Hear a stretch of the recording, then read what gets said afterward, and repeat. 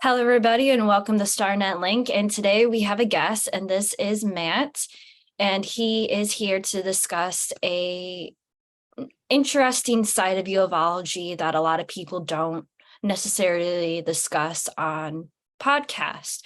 So why don't you go ahead, Matt, and introduce yourself and tell us a little bit about your work or research that you have conducted. Hi, thanks for having me. I'm Matt. I live in Wales, the United Kingdom. I've been interested in UFOs since about the age of 8. When I was about 21, I really got into the subject and started going to conferences and so forth. When I was in my early 30s, I had a book published called The Alien Chronicles, which looked at UFOs in ancient art. A couple of years later, I took a bit of a hiatus from the subject. I'd kind of hit a brick wall with it and got a bit fed up. Couldn't find the answers I was looking for. Then about 4 years ago, I saw some articles on TTSA in the national press, and that kind of rekindled my interest in the subject. And so I started looking at YouTube podcasts. Of course, many decades ago, none of that existed. So I was quite amazed how much resource there was second time around on the subject. So about 2 years ago, someone sent me a link to a website called the Allies of Humanity. And I clicked on the link and I thought, oh no, it's channeled information. Because I'd looked at channel information back in the early 90s.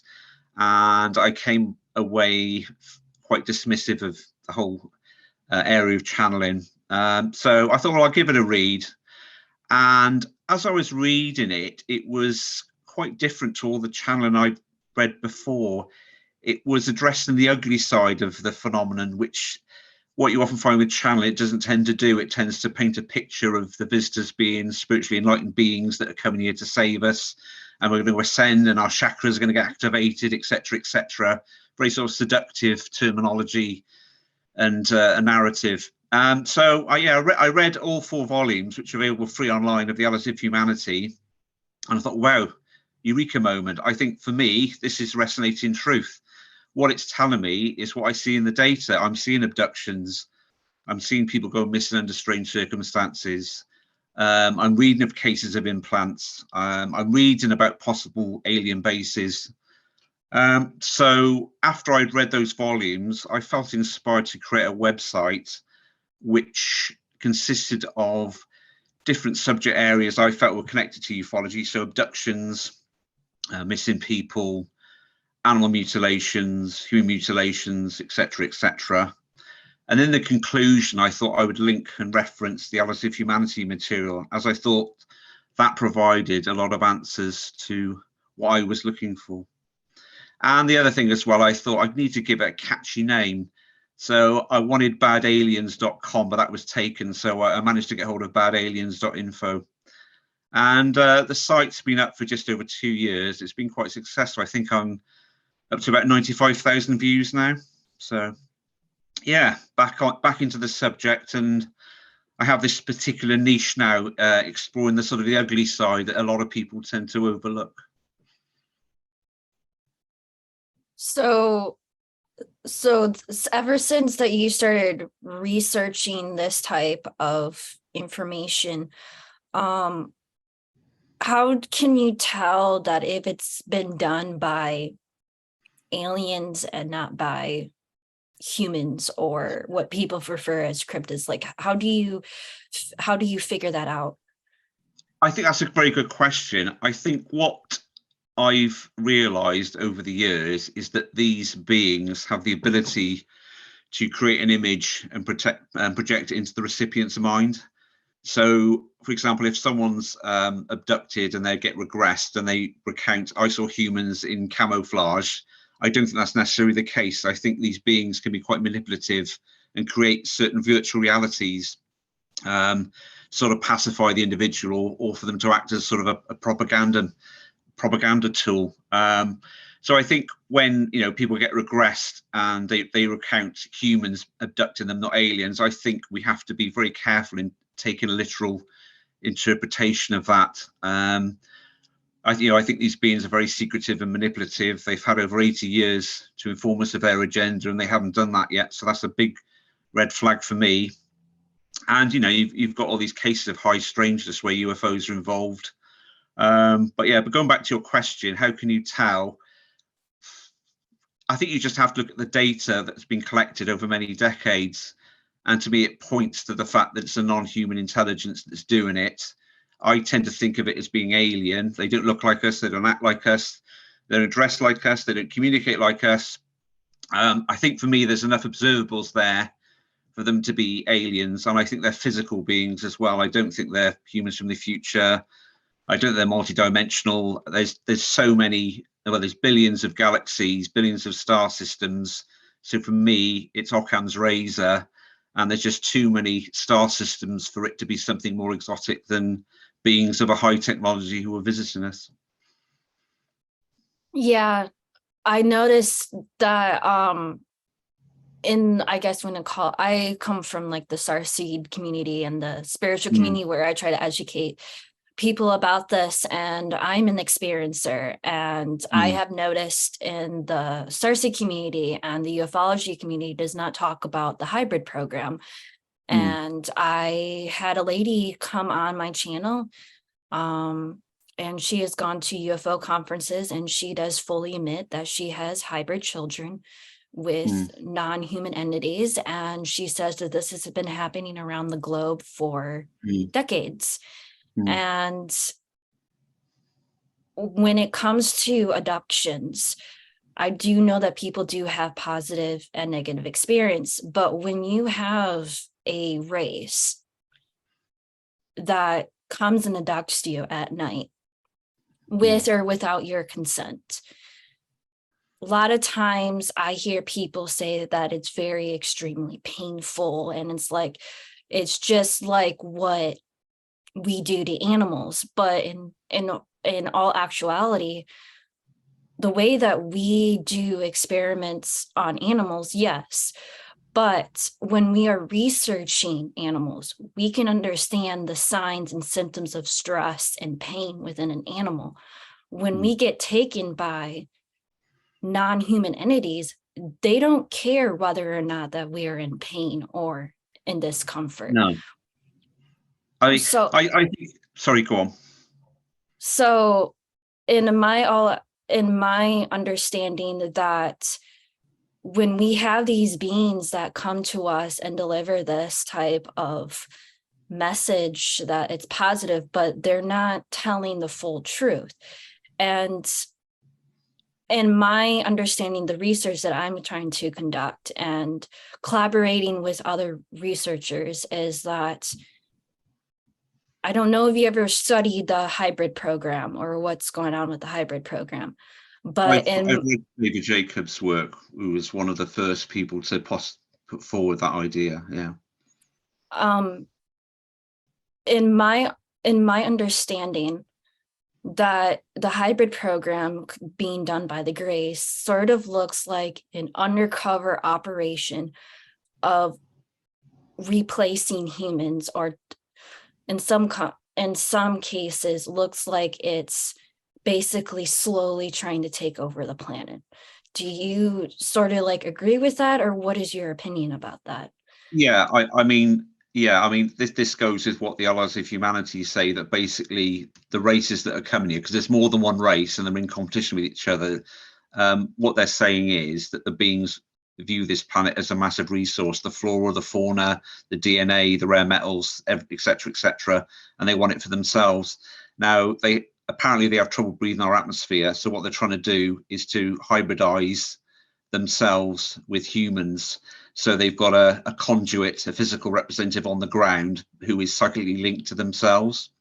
And that's what they're doing by stealth. And it's a long-term program. I don't know, how many decades it's going to take to come to fruition. But, once you've got certain hybrids in positions of influence, then effectively you can control the planet. And basically humanity would then be used as a sort of a workforce. And what the Allies say is that they've been watching our planet for many decades, and they waited until we've reached a certain stage of development in terms of our interconnectivity around the world with the internet, because then it's very easy to influence the masses rather than trying to influence a primitive agricultural society. So they've waited until this time. to sort of step up their action of hybridizing and putting people in positions of influence. I think another thing I want to say as well is I think it's all about sovereignty, and we need to have sovereignty over our own planet. What I say to people is, do you think these aliens would like to be abducted themselves? What if another race went to their planet and started abducting them? They probably wouldn't like it, would they? So in a sense, it's law of the jungle. But we need to get sovereignty over our planet, and these illegal occupiers, if you want to call them that, need to leave. And that's what the Allies of Humanity state that needs to happen, and it will happen through awareness. Once they've had an easy run up to now, the last 80 years, the spotlight hasn't really been on them. UFO is still a bit of a fringe subject. A lot of people aren't thinking about it, but once you've got several billion people that are aware of the heinous crimes that these visitors are carrying out, it will create such a powerful, this is where it gets a bit woo, but it'll create such a strong, powerful thought form that a lot of their powers in the mental environment, which they use on people, will start to weaken, and then they'll have to leave. So we won't defeat them through technology. It'll be through the power of the mental environment and a critical mass of humanity being aware of what they're up to. I do agree with that statement that a lot of people use this argument, like, look at the way that we're treating our environment, treating animals and stuff. Like, of course, this is like, karma or something that's being repaid to humanity. Like, we deserve this, in a sense. That's basically what they're saying.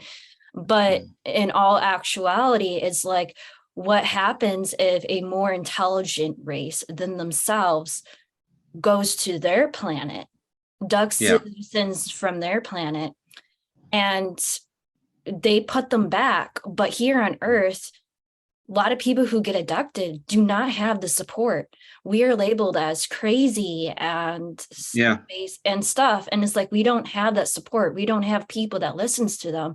So how do they feel if the same thing happens to them on their planet? They're not thinking about that when they take people. So sorry if I'm switching gears here, but cattle mutilations is a new subject or a new topic to me. What do you think is going on with cattle mutilations? Like, why do you think that they're mutilating cattle or from these different ranches across the United States or around the world? Well, the first thing I would correct you on is I would say it's animal mutilations, because it's not just cattle, it's all sorts of animals, foxes, deer, rabbits, mice, sheep. I think we tend to focus on cattle because of the quantity, I suppose, but it does cover a whole spectrum of animals. There's various theories put forward. I mean, you've got the Stephen Greer angle that it's humans doing it, and they're flying all around the world in dressed in black, that are mutilating animals. There's one theory I read of a while back that they can take a substance out of, I think it was horses in this case, and they can use this substance to help with when you transplant an organ into a human, to minimize the amount of rejection that can occur, planting a foreign object into a being. I can't remember the name now of the substance, but I just think generally, going back to the Allies of Humanity, there's probably various reasons why animal parts are taken. It could be to create medicines, because they're physical beings like us. There's talk of a black market trade in the galaxy where body parts are traded illegally, believe it or not. That doesn't surprise me when you read of some of the graphic descriptions in some of these underground bases of people being dismembered and bodies in jars and so on and so forth. So I think there's multiple reasons why animal parts are taken. Multiple reasons really. I don't think there's one specific reason. I think they just view us and animals as a resource. There is a certain pattern with a lot of mutilations. Often the jaw was taken, the tongue, the eye. You tend to find sort of cookie cutter holes on the body, and it's if they've got the technology then to suck out the innards through these holes. So again, evidence of their high technology in terms of surgical operations, as well as how they travel around from A to B. So yeah, it's just purely they see us as a resource, and all living things on this planet as a resource, and they'll take them as and when. There's a case I The read recently, actually. Sorry, I just want to say it used to be a UK researcher called Tony Dodd. He's passed away now, and he heard of a case once where a guy was driving his car in England, and this badger dropped out the sky. I think it hit his car or dropped nearby. So he got out the car, looked at the badger, and had a hole in its head. And again, this correlates with a lot of these mutilations where they've often got holes in the body and the insides are sucked out. And a lot of people think with the head ones, they're taking the brain out through that aperture. the other question that I have is, I know that when people get abducted, they have implants, and Yeah. I understand that it might be used for, tracking and stuff, but my understanding is if they, I don't know if you are like aware of like, I don't know if you actually like agree with the conspiracy that our government made a deal with aliens, and that's the reason why they're taking people in order to like as a way to exchange for technology and stuff. I think that could be the case. Yeah, I wouldn't discount that. There are some wild conspiracy theories out there, but that one, I wouldn't be surprised at some point several decades ago there was some sort of agreement. So it's a sort of, there's this idea of non-interference in the galaxy, but if you can influence the leaders of a planet, maybe it's a sort of a crafty workaround. We'll give you some technology if you let us abduct people. So yeah, I wouldn't rule that out. But my question is that I know that a lot of people talk about, the Galactic Federation and stuff, and this non-interference stuff.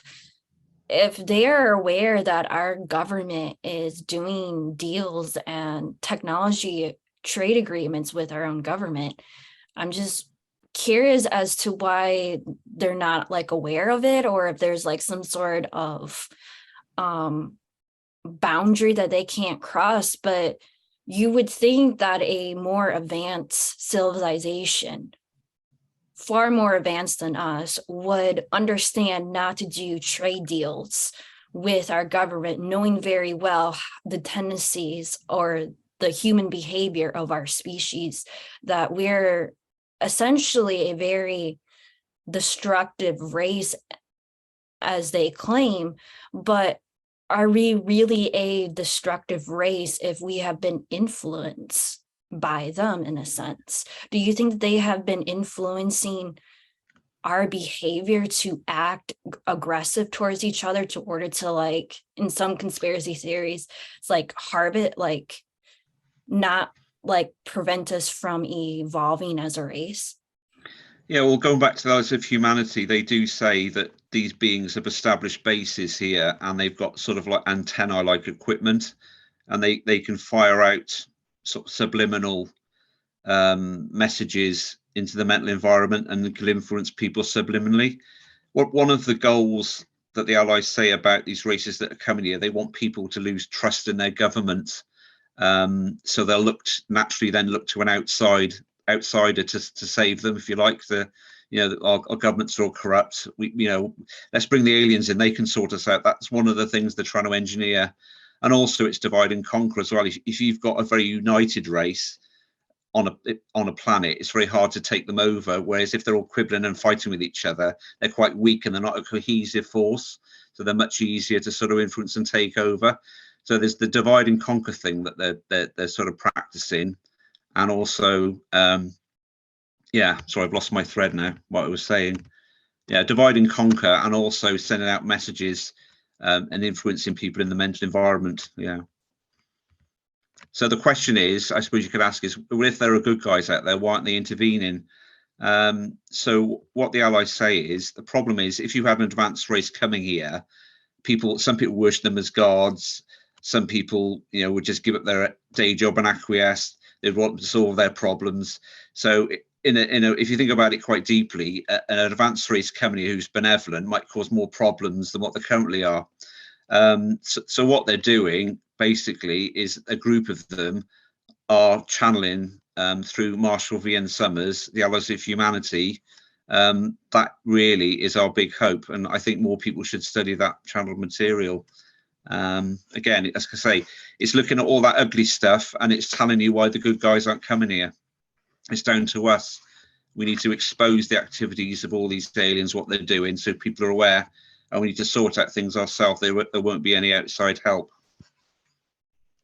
That's a dream and a disappointment for a lot of people. A lot of people are expecting positive Galactic Federation type entities to appear. But if they do, be wary, it might be some other race that's in disguise. You know, we need to sort out things ourselves. I'm sure in maybe hundreds of years' time, once we're fully aware of races and so forth, then there might be some, face-to-face interactions with friendlier beings. But I think in the meantime, the course of action is that they're speaking through Marshall V. and Summers, telling him what's going on here, and then it's up to us to sort it out. So I noticed that you said channeling message. I know that there are good channelers and there are, I guess, program channelers or fake channelers. How do you tell people what to look for, like who's the fake channeler and who's like the real channeler? That's a good question. So I'd say if anyone's channeling aliens, they've got to be addressing head on all the negative stuff. If they're talking about ascension and chakras and all that sort of new age psychobabble that you tend to get, then I would discount that straight away. So they've got to be addressing abductions, missing people, mutilations to start with. They need to be talking about self-empowerment, how we can empower ourselves, not handing over empowerment to some foreign force, some foreign bunch of aliens. So it needs to be talking about self-empowerment and how powerful we are as a race and our own sovereignty, not handing our sovereignty over to some foreign beings. Also, as well, the language, the communication. The Allies of Humanity is in plain English. It's very clear to read. A lot of these New Age messages that channelers tend to expose, it doesn't really make sense. A lot of it's gibberish. Nice, clear, precise language. So that's what I would say are the main. If you're not getting those, you've got red flags. My other question for you is that I don't know if you ever did a lot of research with the SSP or the Secret Space Program, and a lot of people claim that our government has been working with the Greys and reptilians for decades, and they have somehow have claimed their own sovereignty towards this planet and stuff. And there's this whole conspiracy theory. Do you believe that another race has claimed sovereignty over our own planet? Are we in the process of fighting it, or do you think that there is more going on than what we can comprehend about the sovereignty of our own planet? Well, I think this planet is ours, but I think there are certainly beings out there that would like it to be theirs, and they would like us to think in a way that we think it's theirs. They might use tricks like we created you, so it's our planet, not yours, or we're a parallel civilization and we've been here as long as you, or we're a spin-off civilization from you. They'll say anything bar we've come from elsewhere and we want your planet. So any of those sort of sneaky narratives they'll use to their own ends. And some people, a lot of people subconsciously want the visitors to be positive. People don't want to be honest with themselves and look at the data and say, well, this isn't good. So they'll constantly be seduced by the nice messages, the nice cuddly fluffy new age language that you get in a lot of channeling. They won't like my website, it's too raw. It doesn't resonate with them. Some people are so far gone, you'll never turn them. That they've just, I think some abductees are brainwashed. They're taken and they're brainwashed, and they just can't look at the data, coherently and clearly. That they're sort of gone past that. So those sorts of people will tend to lean towards those narratives that say that the aliens own this planet, or they're a spin-off civilization, etc., etc. In terms of a secret space program, that's a tricky one, because there's some people that are saying, we've looked at these crash discs and we can't work out the technology. Then there's other people that say, well, yeah, we have managed to work it out, and we're flying large black triangles. It's a tricky one. I would suspect that the craft are controlled by thought rather than, a joystick, if you like. So that might present some obstacles if humans are trying to control those craft, as well as having the fuel source, etc. So I don't really know to what extent there's a secret space program. I certainly think there's a program of trying to back engineer, but how successful that's been is quite difficult to say, really. The other question that I have is that I know that you talk about the taking humans and animals and stuff, but I think there's another subject that isn't talked about, is that how much of what they're doing is affecting our planet. Like, for an instance, there has been a massive die-off of animals, and people claim that it's us, but could it actually be them, or the ones that might have started the forest fires? Or in some cases, in certain parts of the planet, water, or the ocean water, or the coral reefs are dying. In some parts of the world, the ocean is turning red. Do you think that this is all like human stuff, or do you think that there is an element where, like, for an instance, when we have stuff that is contaminated or coming from another area, we make sure that we disinfect it. So when UFOs come from other planets and other stuff, they aren't taking the precautions of how it would affect our planet's ecosystem.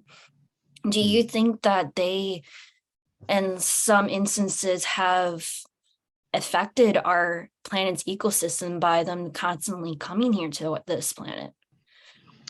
That's a tricky one. I think as they want this planet for themselves, and they recognize the valuable how valuable our resources are, I wouldn't think they'd want to impose catastrophes and so forth. If you wanted to take over a shop, you wouldn't want to damage the contents.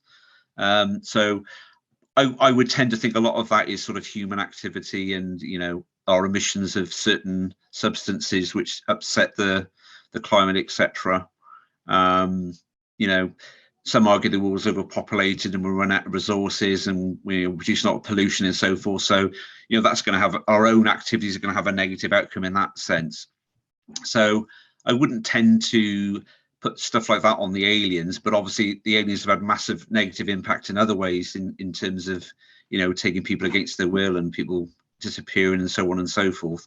So I think maybe from an ecosystem point of view, they haven't had much of a negative impact, but more of a direct impact on us.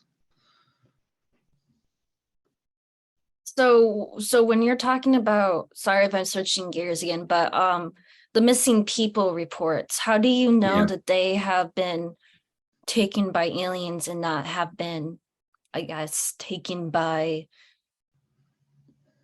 other means, like people say cryptids or serial killers in these forests? Like, how do you know that these are missing reports where they have been taken by aliens?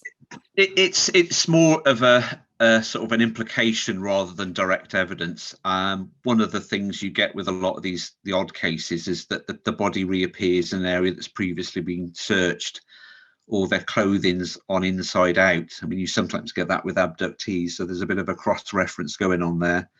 No one's got an alien on film coming down in a craft and taking someone and then not reappearing. I suppose in some ways, the evidence for people disappearing with the alien link isn't quite as strong as some of the other parts of ufology, but I'm certainly of the opinion that some people that go missing will have been taken by aliens. I think you've got people that are taken throughout their lives for reproductive material.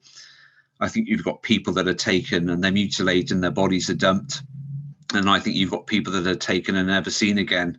I think some of them are probably held captive in underground bases, and maybe they're brainwashed to act as a conduit between themselves and maybe young hybrids. Who knows exactly what's going on in these underground bases? But yeah, it's one of those ones. It's by inference and implication really that I think there's a connection with aliens and UFOs. The high strangeness that's associated with some cases. There's one on my website of a doctor that went hiking, and about 4 miles into the hike, he was with a group of people. He went off further ahead, and then the party carried on a few hours later, and they couldn't find him. And he was found several weeks later in an area that had previously been searched extensively. So why wasn't he there before? It's very strange that his shoes weren't on. Just odd things like that. I'm of the opinion as well that a lot of cryptids, and this is just my own personal opinion, I think a lot of cryptids are imagery that are created by aliens to throw people off the scent. So I think the aliens are doing it, but they're sort of creating with their technology these sort of superstitious fictional entities, so to throw people off the scent. Oh, it's Bigfoot's taking the person, not Zog from Zeta Reticuli. I think that's a sort of a crafty hologram, if you like, that they create, because you get these cases like with Skinwalker, they'll shoot at a cryptid and it doesn't die, and all that the sort of oddness. They don't seem like a tangible physical being. So I think there's some sort of ET shenanigans going on there where they're creating imagery and superstition to throw people off the scent. Do you have any more interesting cases that you want to talk about with people, whether it be with emulations or abductions or any stuff like that? Do you have any more interesting cases that you want to talk about?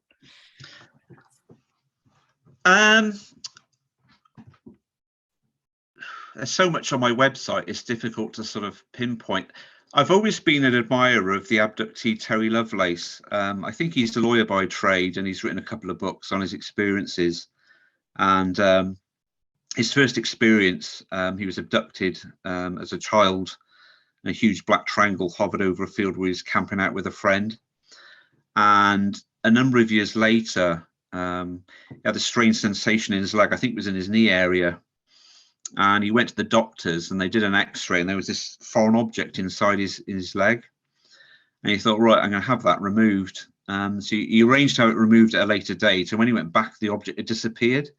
So I always found that really compelling. And another odd thing about Terry's case was he had like a Fitbit watch. And one night, he had an abduction experience. So when he looked at the data on his watch, it indicated that he'd ascended like 100 feet, 100 flight of stairs. It's like in the middle of the night. So it's sort of some tangible evidence to sort of back up the fact that he was, beamed up onto a craft. And the other thing I want to say as well, people tend to sometimes theorize that these beings are multidimensional, then they're not physical, partly due to the fact that, they can walk through bedroom walls and do sort of tricks like that. But I'm of the opinion that's purely their technology. If you think the race is like thousands of years ahead of us, just think what they can achieve. And I think people are overly impressed by what they can do, and are sort of going off at a tangent and aren't really seeing them for what they are. They are just physical beings. Why would you stick implants in people if you're multidimensional? Why would you stick a physical implant in someone? Why would you want physical substances from cattle if you're multidimensional? To me, it's all suggestive of physical beings from elsewhere that want physical things on this planet. And that's the best way to look at it. This phenomenon is a physical phenomenon. The high strangeness is their technology and their powers of the mind. They're very adept at the power of the mind. They've realized the power of the group mind. When there's several of them together, often in abduction, there's more than one entity. They've realized more than one mind can create a very strong, powerful force. So yeah, powers of the mind and technology is what these beings are all about, and that's the best way to look at it.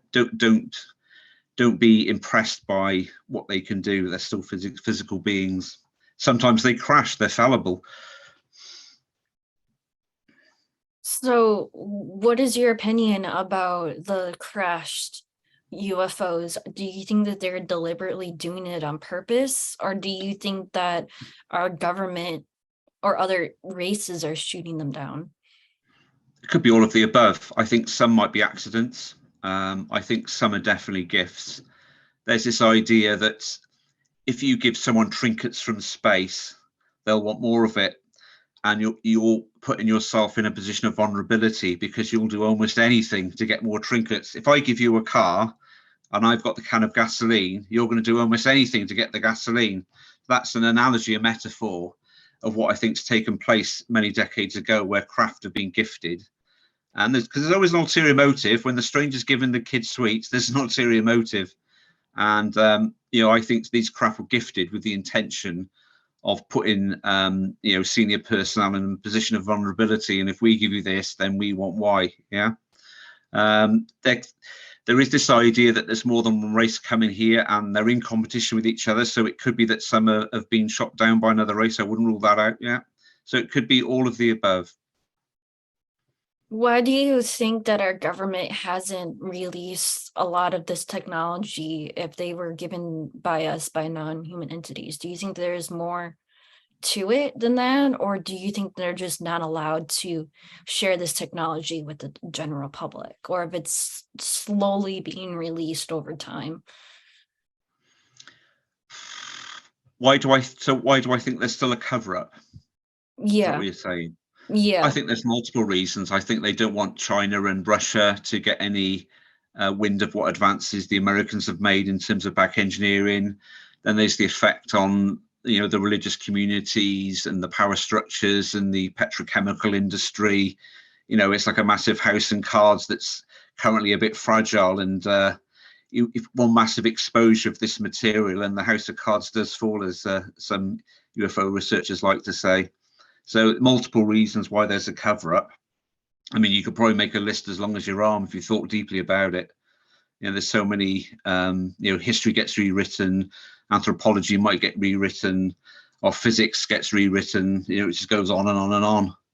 But, we're sort of living in an illusion at the moment, aren't we? You've got all this technology that's hinting at a greater reality and, the masses aren't getting exposed to it. What do you recommend for people that are interested in learning about this stuff, wanting Earth to become more of a sovereign planet? What are some of the things that they can do to order to help your research or help your website or the work that you're doing? I would say, as a starting point, I would read the Allies of Humanity. It's all free, and just see if it resonates with you. Does it answer a lot of questions that you have about the subject? Why are people getting abducted? Are they just doing it for fun? Is there something behind it? Why is there all this secrecy? Why have the aliens not revealed their agenda after 80 years? A lot of these answers are in those briefings, and there's 4 volumes of it.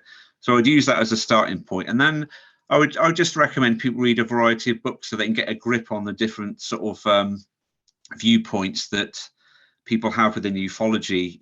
Look at channeling. You'll see some channeling is all love and light and sweetness, and there's stuff like the Allies that's quite dark. Look at the data. Look at what's happening. Read about mutilations. Read about abductions, and see where it takes you. Just don't start with any preconceived ideas. Don't think they're all good. Don't think they're all bad. Just look at the data and see where it takes you. If you want the phenomenon to be nice and fluffy, you will tend to gravitate towards that material that will give that to you. You'll look at a lot of the famous channeling books that paint this lovely picture of the beings being enlightened and spiritual. But you've got a massive dichotomy with what's actually going on in the field. That isn't what's taking place, and some people find it hard to look at it clearly. So yeah, just read lots of books by different authors and just see where it takes you. When it comes to channeling messages, and I know that the common thing is trying to we come here to advance human consciousness and stuff, but it doesn't really seem like they have really progressed in that type of stuff, like their messages and their channeling messages of them. Do you think that a lot of the channeling messages that a lot of people channel about, do you think that they are contradictory to what is actually, I guess, evolving humanity or getting people interested in this type of field? Do you think that their channeling messages is actually working? Like, do you think that it's actually true? Because the more that I research about this stuff and channeling messages in the Starseed community, I do feel like a lot of people are disconnected in a sense. Yeah, Like the heads in the clouds. Yeah, it's very like in my understanding of researching and talking to this, I really do get what you're saying, because I have met people in the Stars community that really do feel like and talk about that they are brainwashed, yeah, and they truly believe that this stuff is helping. But when you really dive into it, you see that everything that they're teaching or talking about is contradictory, and people can't figure out what is true, like what their messages are true and what is actually really being talked about. And it kind of seems like a lot of these channeling messages aren't really helping the no, star seed or spiritual community, but they're causing disruption and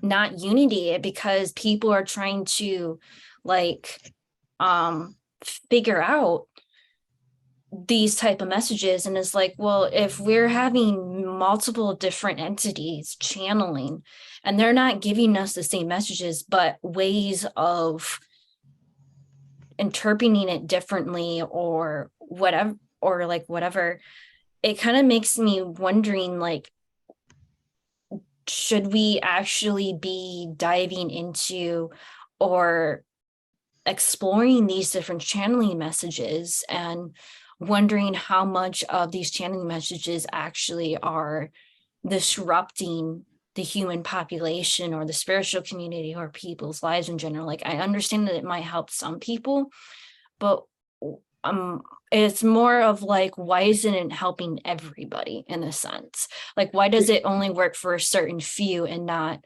others in a sense? And I think the people in the New Age community, a lot of them are in a bubble and they've lost all sense of objectivity, and it's very difficult to try and convince and show those people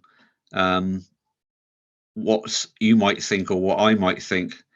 They're in a bubble in their fluffy clouds, and it's very difficult to change those people. I suppose it's important not to try and be too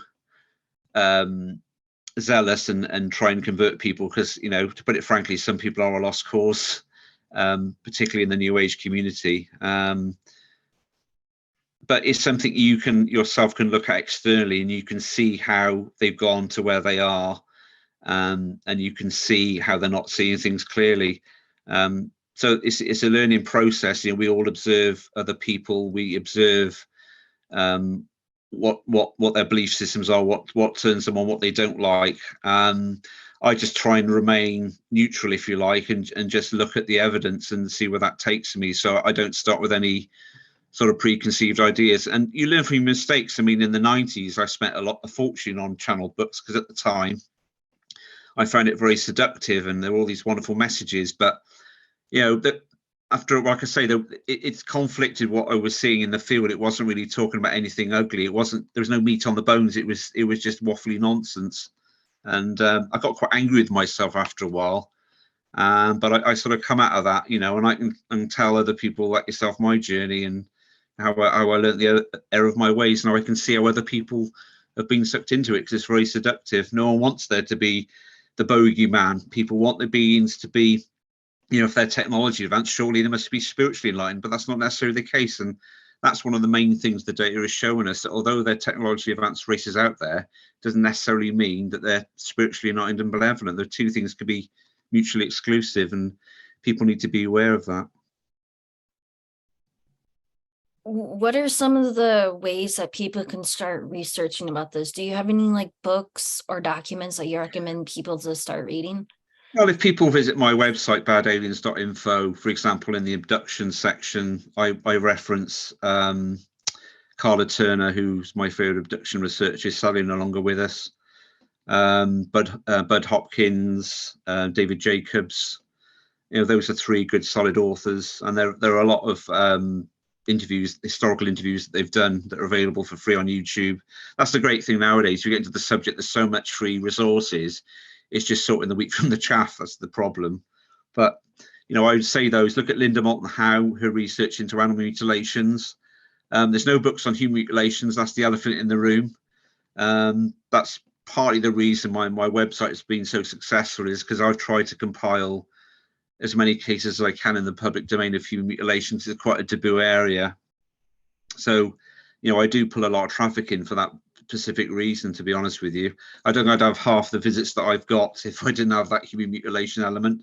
But although I want to show people what the aliens are up to, I don't want to sort of turn it into a big gore fest, because you sort of dominate what I'm trying to say, really. So yeah, there's good podcast channels. Richard Dolan, I think, is a very intelligent, erudite researcher. I'd recommend his channel. There's UFOB. They're a podcast with a lot of historical documentaries. Eyes on Cinema, that's another fantastic UFO channel. So yeah, those three alone would, in the course of a year, I think the person would build up quite a strong knowledge base. Is there any other interesting research that you want to talk about? One thing that concerns me with regards to research is, on the abduction page, I've got a section on Dr. Roger Lear, who did a lot of implant removals, and he died in 2014. And for me, implants give abductions quite a tangible physical reality, a sort of an artifact left behind.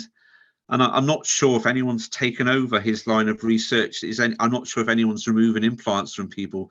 So I hope that someone takes up that mantle and carries on doing that, because that was a really important area of research. And I'm not sure if anyone's doing that, but I hope someone will soon, if there isn't at the moment. Yeah, it seems like there is a lot of holes in ufology that people need to, I guess, be aware, start researching and understanding, because the more that we research and understand, I think the more answers that people are looking for might start to surface. Yeah. Do you agree with that? Yeah, I think what I observe is a lot of people are obsessed with disclosure. I mean, don't get me wrong, I want disclosure as well, but I don't think a lot of people in ufology are devoting enough time to ask another questions like, well, why are these beings coming here? What are they doing? Once disclosure occurs, if and when it occurs, that will be the next thing. Well, okay, I've seen the craft and the bodies. Now, what are they doing here? Why are they coming here? I think more people should be asking those sorts of questions themselves now, rather than waiting until a later date. And like I say, just look at the data. What do you think? Why are triangles hovering over people's houses at 3 o'clock in the morning? What are they doing? People need to look at what's going on and just get beyond the disclosure bit, because these beings coming here, they're not just taking photos, they're here for a reason. They're doing something, and they've been doing it for at least 80 years. So people spend hours debating whether the beings are interdimensional or they're physical. It doesn't really matter. What they're doing here is the $64,000. That's the most important thing. So as an observation, I don't think enough people are doing that. What would you consider to be, like, I guess, proper disclosure, or the right type of disclosure that you're looking for? Well, I think disclosure of me would be if the president came on TV and said, yes, we've got craft and bodies, and even I myself was kept out of the loop. That for me is disclosure. I mean, we're sort of inching towards it, aren't we? And we've just had David Grush a few weeks ago come out with talking about a lot of the documentation and evidence that he's seen. So hopefully there'll be more whistleblowers, and eventually there'll be so many that the sort of the negatives in the government won't be able to sort of paste the cracks, and there'll just be an avalanche of I think the main thing is that a lot of mainstream journalism, like the Washington Post and the New York Times, the New York Post, can't remember what it's called, they kind of distance themselves from the subject. And I think once you've got the orthodox mainstream broadsheets on board, then I think you're going to have a lot of ammunition for the truth to come out. But while they still remain in the shadows, I think it's always going to be slightly fringe, and we may not get proper disclosure. But once the big boys in the press come on board, then hopefully the dam will break. When it comes to abduction or alien abductions, sorry if I'm switching gears again. Right. What is the most common race that people talk about when they are being abducted or being taken? Well, there seems to be a sort of a hierarchy of different ethnicities. You've got sort of short greys that seem to do the legwork, and then you've got taller greys that seem to have a sort of supervisory role, and then behind the scenes you've got some sort of mantid or reptilian. And interestingly, Allies of Humanity do say that these groups are multiracial. It isn't like one race coming from this planet and one race that others come from another. They're sort of, over time, they seem to have developed this sort of multiracial ethnicity. So you could get potentially, 3 races on one craft, if you like. So there definitely seems to be a hierarchy. And what it shows us, I think, when we observe what these beings do, is that they don't seem to have an awful lot of freedom, that they're very sort of almost robotic-like. And it gives us a clue to how civilizations, if they get very roped into sort of technology rather than, say, creative spiritual stuff, how a race can end up very sort of drone and robotic-like and lack a lot of freedom. So it could be a bit of a warning there to how maybe humanity could evolve in the wrong direction in the future. Now, I don't think these beings have the freedom to fly around and do what they want to do. I think they're very sort of time efficient and carry out specific tasks. They're very task specific based on their sort of hierarchy within their particular group. Do you believe that the Greys are, I guess, robotic or future versions of ourselves, or what is your opinion about the Greys? My gut feeling is I think they're physical sentient beings, but I think they've kind of been bred as a sort of a serf peasant type, low hierarchical order race of beings. Which I suppose would make sense if you've got a very authoritarian civilization. You would have different classes of beings carrying out specific tasks that to us appear very robot-like, but they may not actually be robots. It's just the way they've evolved. Do you believe that ETs or these beings, do you believe that they have in some way influence the evolution scale of humans or somehow influence human culture or society? I'm of the opinion that many thousands of years ago there might have been some genetic tinkering. We might have had a genetic upgrade, but I'm not of the opinion that the races coming in now are the ones that did that. I think that might have been a more benevolent, holistic type race of beings that did that. I think these races now are parasitic races. They're what some call resource explorers. They just want the resources of this planet. I don't think they'll like you to think that they were our forefathers, but again, that's another one of their sneaky tricks. So I don't think the beings who are coming in now are the ones that had a hand in any genetic upgrading of us many thousands of years ago. The other question that I have is when it comes to implants and stuff,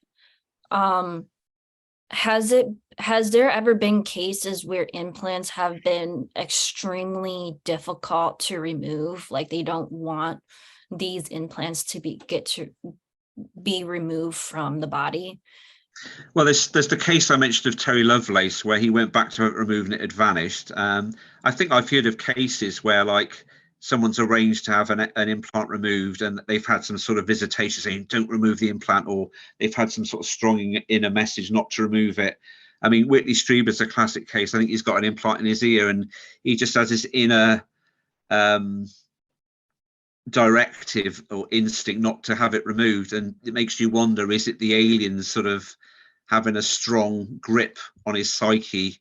The implant's obviously there for a reason. The aliens don't want it removed, and it makes you wonder, do they have some sort of grip on the individual psyche where they have this sort of instinctive reaction, oh no, I mustn't remove it, which really is quite logical when you think someone from somewhere else has shoved something foreign in your body, and you're going along with it. But that shows you, how much of a grip these beings have. But I suppose if you've had a traumatic experience, you're going to want to turn it into a positive. And I don't blame a lot of abductees to try and turn their experience into a positive, and it was done for a positive reason, and the implant is there for positive reasons. So I can see how there's probably it could be a natural psychological human process at play where someone's going to want it to be a positive and would therefore not want to get their implant removed. Because obviously if everyone wanted their implant removed and got them removed, it would sort of run against the grain of what the aliens are trying to do and why the implant's there in the first place. It could be that the implants have I'm assuming they're multifaceted in terms of what the implant functions are. It could be that one of their functions is to sort of have some control of the person's thoughts, and maybe once you've got an implant, it's very difficult to override that desire to get rid of it. The other question that I have is the theory that Earth is like a laboratory or Earth is like a prison planet. Do you have any input about those types of conspiracy theories or claims about Earth and about our species? I've heard of the prison planet idea before. I think that's one of the popular sort of conspiracy theories. I don't lend any weight to that. I think we've got a beautiful planet. I think we need to look after it better than what we're currently doing. And again, I think aliens introduce these narratives into people's minds, and they grow and fester, and they take on a sort of a life of their own. And these concepts of we're a prison planet start to spread amongst the populace. But I it's just BS to me, that the prison planet thing is. We just need to regain sovereignty over our planet, and these parasitic races need to pack up their bags and go. That's plain and simple for me. There's nothing complex about it. Well, thank you so much for coming on my show. I really do appreciate it. Do you have any last messages or last pieces of information that you want to give the audience before we wrap up the show? Thank you for having me. Check out my site if you'd like to, badaliens.info. See where it takes you. Check out allieswithhumanity.org. Again, all the information is on there for free. Read it through, see if it matches what you see in the data. For me, it does, and hopefully it will for you. So that's all I want to say. Thank you very much for having me. And I wish all your listeners a lot of good health and success in whatever they're doing. And if they're into UFOs, hopefully they'll carry on being into the subject and get some answers for themselves. Well, thank you so much for coming on my channel and sharing this information. And hopefully this will get people a lot more curious into learning about this stuff and learning about, I guess, a different side when it comes to ufology. But thank you so much for coming on my channel and sharing this information. Thank you for inviting me. It's been a pleasure. Thank you. Yep, you too.